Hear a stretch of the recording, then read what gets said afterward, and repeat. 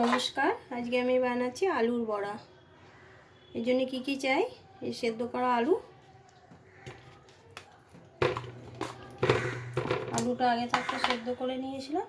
এবার এটাকে ভালো মতন মেখে নিতে হবে।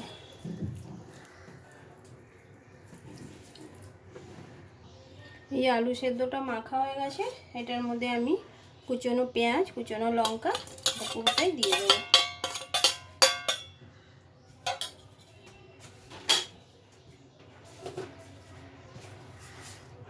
স্বাদ মতো নুন দিয়ে দেবো।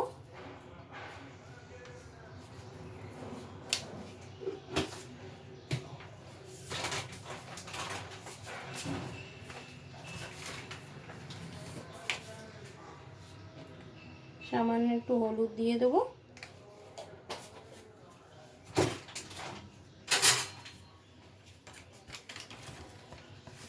এতটা মতন বেসন দিয়ে দিচ্ছি।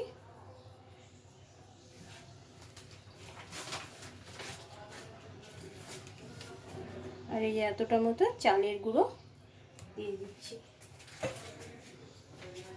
দিয়ে এটা ভালো মতো মাখাতে হবে। হাত দিয়ে মাখালেই বেশি ভালো। হাত দিয়ে সুন্দর করে মাখিয়ে নিতে হবে। এটা গরম গরম বড়া ভাজলে খেতে খুব ভালো লাগে। কড়াটা গরম হয়ে গেছে।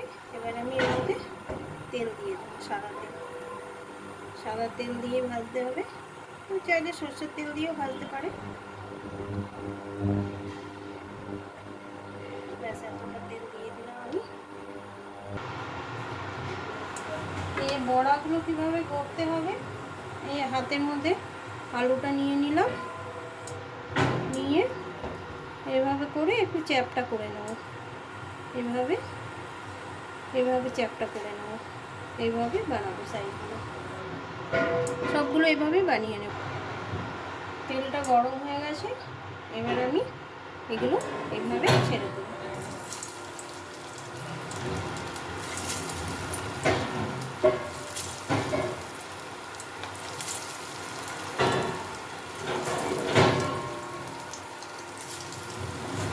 এভাবে লাল লাল করে ভেজে নিতে হবে।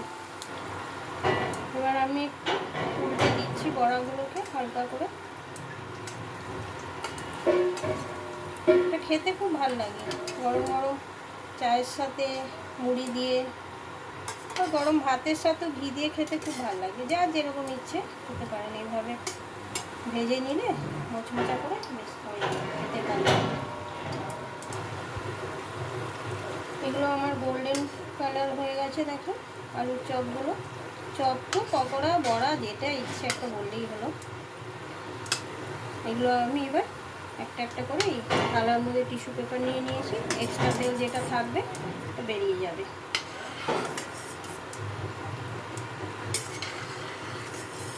একটু মোচমোচা করে ভাজতে হবে, বেশি আঁচে ভাজা যাবে না।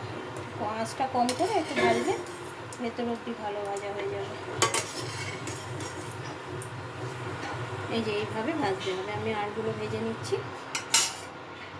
এটার আর একটা প্রসেস আছে, সেটা হলো এই যে এটা কি, আমি যদি একটু পোস্তর গুঁড়োর মধ্যে, মানে গুঁড়ো পোস্ত না, গোটা পোস্তের উপর এইভাবে একটু যদি কোট করে নিয়ে ভাজি, ওটা খেতেও ভালো লাগবে।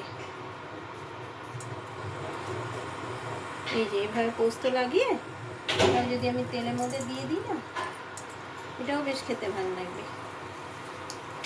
মানে করতে করতে মাথায় আইডিয়া আসলে যে দেখি তো এটাও কেমন হয়। এই যে এইভাবে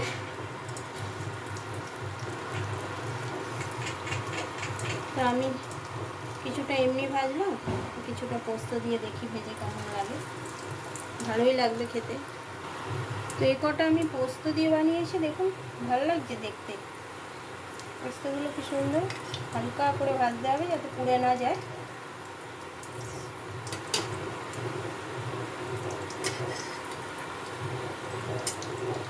এগুলো আমি পোস্ত দিয়ে ভেজে নিচ্ছি। এই যে আমার আলুর বড়া তৈরি রেডি। কিছুটা পোস্ত দিয়ে বানিয়েছি, কিছুটা এমনি। পোস্তটা দিয়েও দেখতে সুন্দর লাগছে, এমনিও ভালো লাগছে। দেখুন দুটোই ভালো লাগবে। পোস্তটা দিয়ে তো একটু বেশি ভালো লাগবে। আর যদি ভালো লাগে তো একটা লাইক করে দেবেন।